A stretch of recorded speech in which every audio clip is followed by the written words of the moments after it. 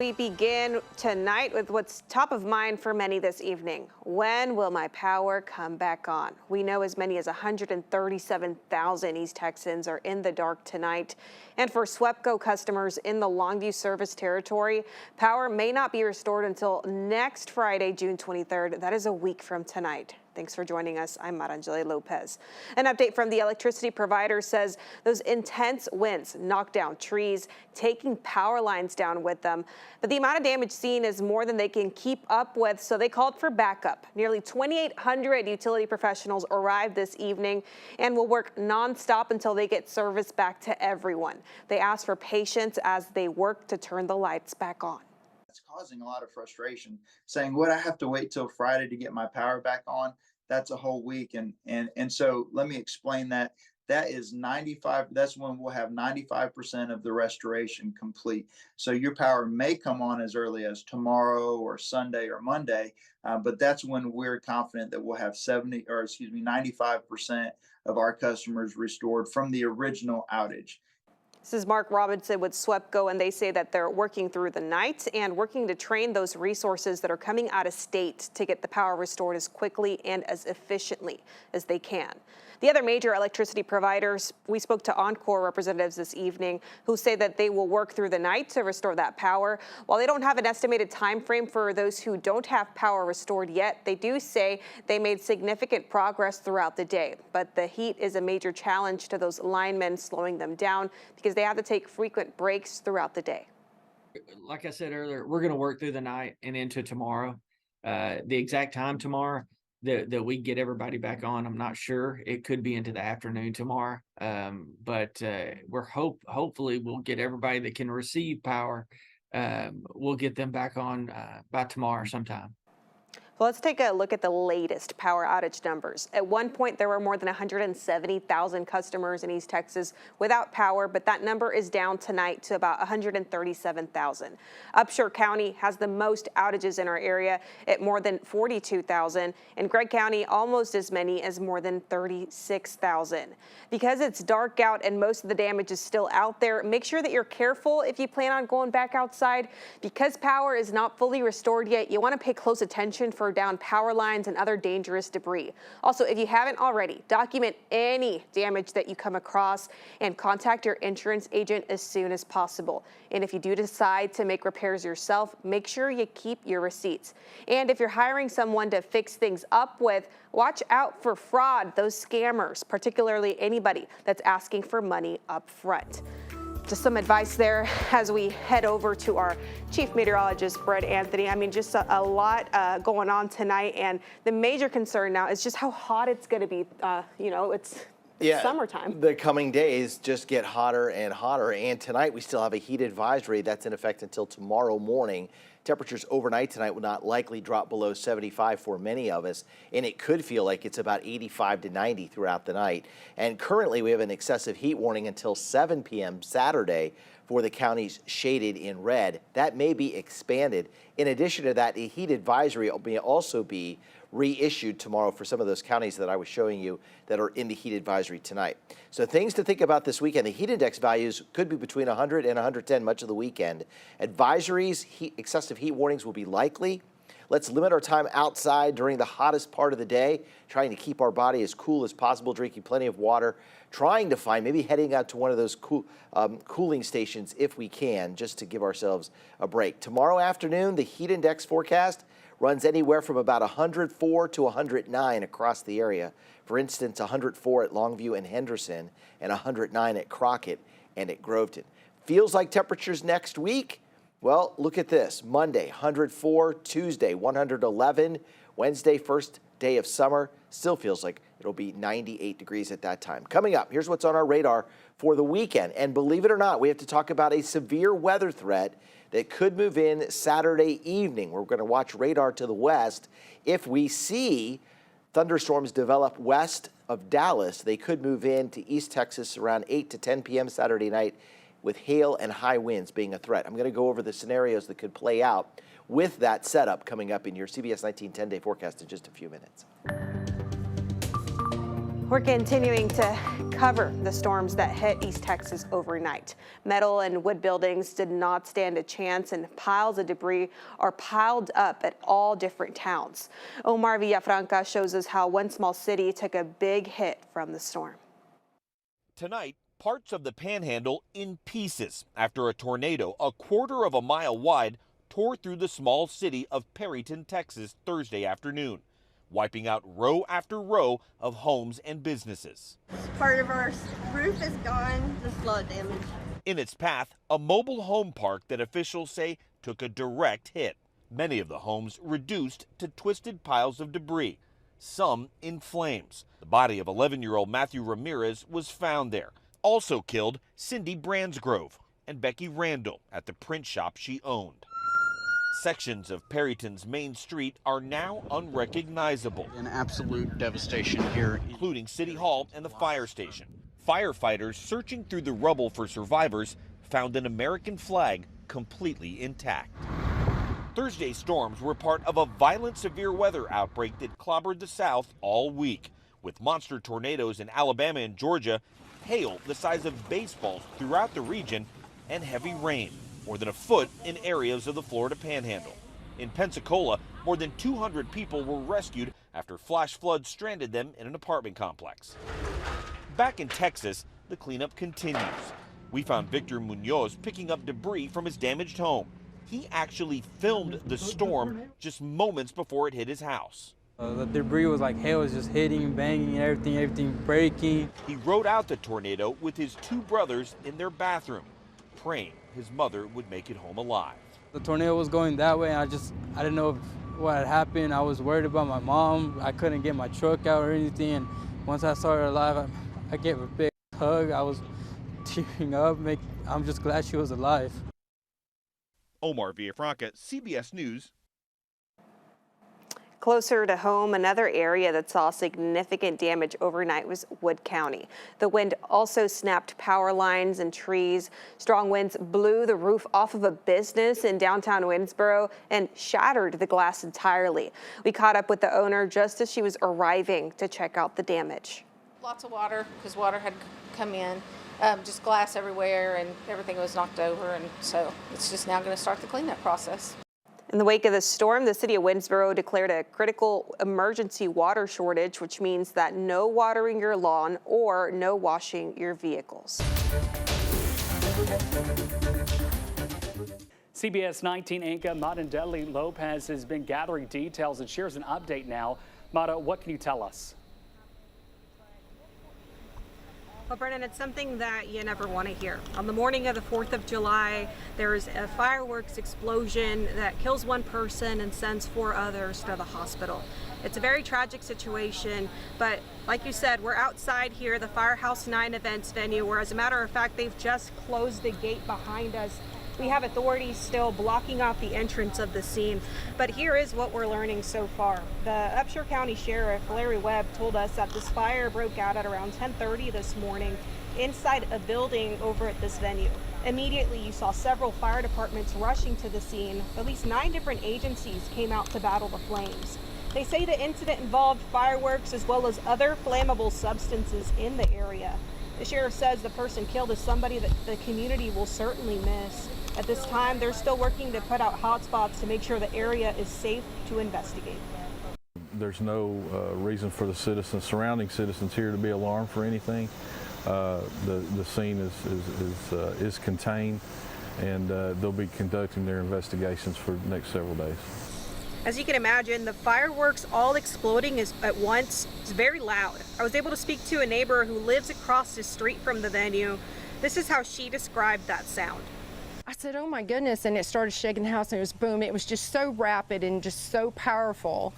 And you know, even being 4th of July, the thought of fireworks going off never crossed my mind. It didn't sound like that, I guess, because it was just so strong, so powerful. It was very scary. Well, as the sheriff said earlier, there is no danger to the public. They are working with ATF and the State Fire Marshal's office to investigate what caused those fireworks to ignite. As for now, we have no more information to share. We are learning, though, that the 4 people sent to the hospital will be okay. I'll send things back to you in the studio, Brennan. Reporting live in Gilmer, I'm Marangeli Lopez, CBS 19. Mata, thank you for that report. Right now at 6, a new proposal could help Longview City employees who are in need of a raise. We'll explain how it works. Plus, Texas construction workers are fighting for change in Washington, D.C., while they're pushing for federal protections in extreme heat. Keeping the pickmaster in Dallas. The Cowboys defense got a big boost before training camp with one of their young stars signing a long-term extension. We'll have more just ahead in sports. And the heat rolls on. Feels like 103 right now outside. It's going to get hotter as the week goes on and drying out. When is the next chance of rain? We'll look ahead in the 10-day forecast. Live from Tyler, CBS 19 News at 6 starts right now. Well, good evening, and thank you so much for joining us. I'm Marangeli Lopez. We begin this hour with an Amber Alert you should keep an eye out for. This one is out of the Dallas area. Police are searching for Kaylee Sellers. Her picture is there on your screen. She's 16 years old. She's about 5'3", has black hair and green eyes. She was last seen wearing a white Colorado hoodie and black pants. Authorities have not released any other details regarding her disappearance. We'll, of course, update you once we learn more. In the meantime, if you see her, please call 911. Well, keeping our children safe in schools is a priority for many school districts in the wake of tragedies like the one we saw in Uvalde last year. This year, Bullard ISD is making changes that will have an impact directly on the students. The district hired a new police chief. Our Nirali Jaiswal explains what they plan to do with this new role.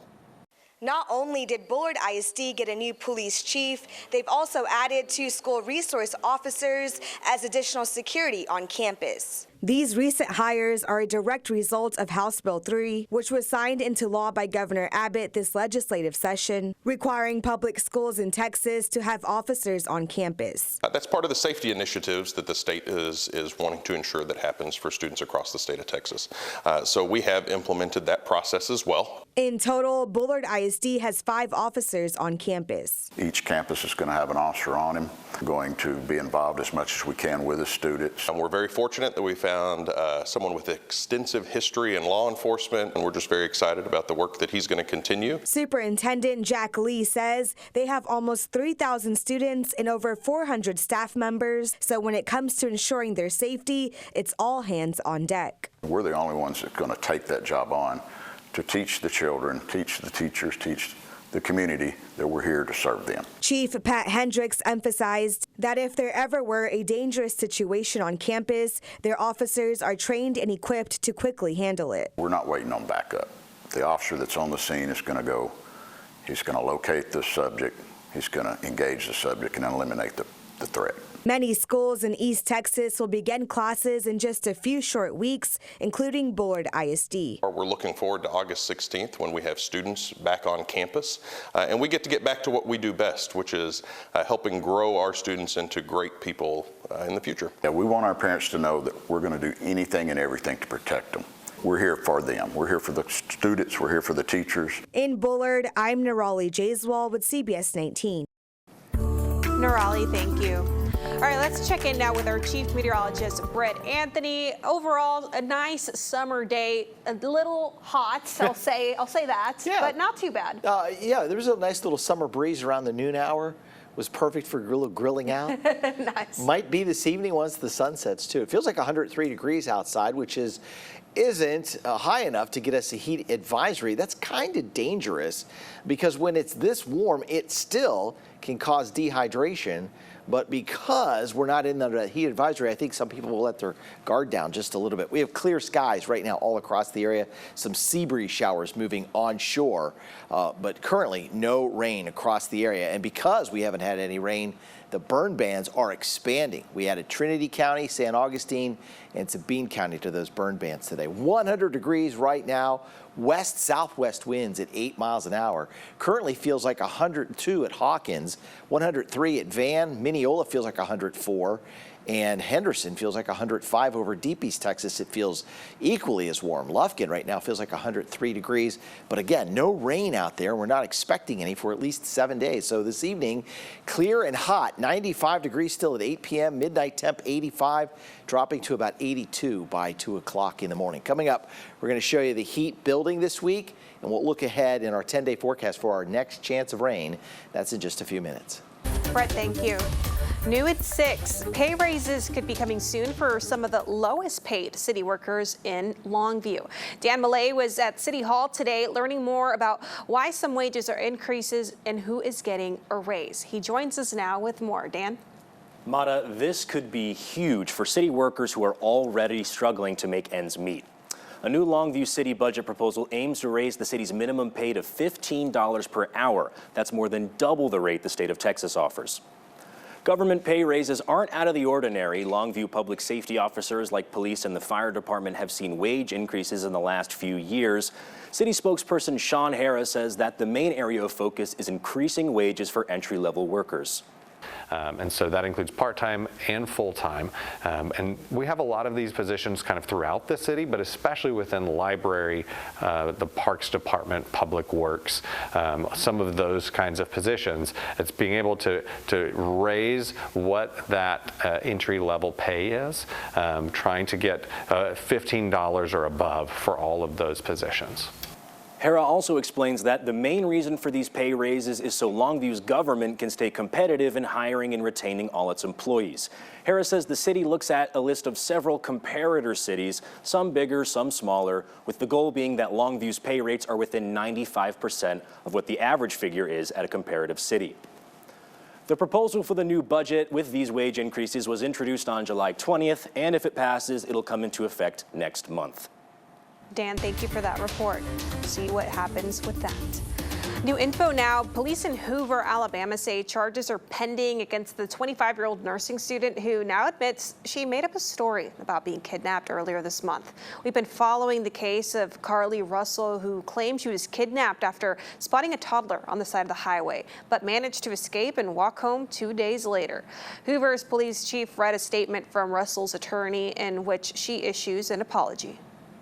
My client apologizes for her actions to this community, the volunteers who were searching for her, to the Hoover Police Department and other agencies as well, as to her friends and family. We ask for your prayers for Carly as she addresses her issues and attempts to move forward, understanding that she made a mistake in this matter. Carly, again, asks for your forgiveness and prayers. The police chief says he plans to meet with Russell's attorney today to try to get more information about a motive and where Russell was during those 2 days. He's also talking to the local district attorney's office about possible charges. The consequences of making up a story about kidnapping are not limited to criminal charges. They could also hurt the chances of missing people who are actually in danger of being found. Grace White explains. I sat down with Tim Miller this afternoon. He was about to go to Alabama to help search for Carly Russell. Miller told me he will always answer the call, but he does worry about missing persons fatigue among volunteers and the donors who fund search and rescue. Tim Miller has been the face of search and rescue in Houston for a long time, a tireless advocate for the missing because years ago his own daughter became a victim. When I look at these cases where things like this happen and the whole world stops to go there, you know, and I'll get a little choked up even though it's been this many years. When Laura was missing, nobody gave a damn. It was 1984 when 16-year-old Laura Miller disappeared. A year later, her body was found off Calder Road in what's become known as the Texas Killing Fields. I sure wish they would have taken action in League City like they did in Alabama early on. We may have some girls that are still alive. The Carly Russell case in Alabama, police say, appears to be just the latest made-up story about a kidnapping. It's not the first case that something like this has happened, unfortunately. Back here in Houston, Miller says he worked closely with detectives on the case of 38-year-old Brett Dedamore, a father of 3 from West U, who was found after police say there was evidence he may have pre-planned his own disappearance. On that search, Miller says he had 3 volunteers suffer from heat exhaustion. When we're in these type of conditions and then we're out there doing this and then it's a false alarm, and I don't know that them people will come back. I don't know if they'll come back when they're needed. Miller says it's hard to put a firm price on these searches, but he says they can easily top $1,000 a day just to put crews in the field. Closer to home, Texas EquiSearch was out searching in our area recently for missing East Texan Paula Belonga. Belonga was seen back in early April leaving her apartment complex on Paluxy Drive. Investigators believe Belonga was murdered and have arrested Jesse Lee Williams after officials gathered evidence allegedly pointing to his involvement in her death. While the trial may be months away, investigators are still trying to find evidence that could lead to a conviction. In news across Texas now, after months of debate, 2 special legislative sessions, and finally a compromise. The governor signed an $18 billion property tax relief agreement for Texans. Members of the House and Senate agreed to the plan this month, and the governor gave its signature on Saturday. The plan reduces school maintenance and operation tax rates, increases homestead and franchise exemptions, and creates temporary appraisal caps for some non-homestead properties. Different parts of the plan take effect at different times, but the bottom line is this will affect next year's tax bills. Texans still have to approve the constitutional amendment to increase exemptions and create that temporary appraisal cap program. We'll get to that vote on November. Construction workers from Austin are in Washington, D.C., pushing for federal protections in the extreme heat. They joined Congressman Greg Cesar during a vigil and for thirst strike for workers' rights in the steps of the U.S. Capitol. Representative Cesar is concerned conditions could get worse for Texas workers under a new state law that prevents cities and counties from passing local ordinances in areas already regulated by state law. Construction workers say they want employers to give water breaks at least every 4 hours. The Occupational Safety and Health Administration does not have regulations specifically designed for extreme heat, but officials say that they're working on some proposed rules. So to come tonight, unusable boat ramps and not a drop of water on what used to be lakeside properties. Coming up, why Canyon Lake is nearing historically low levels. Plenty of triple digits across the Lone Star State, and it looks like we'll add more to this number tomorrow as the heat continues to build. A hot stretch of weather ahead. We are looking down the road at some rain chances. We'll discuss those when CBS 19 News at 6 returns.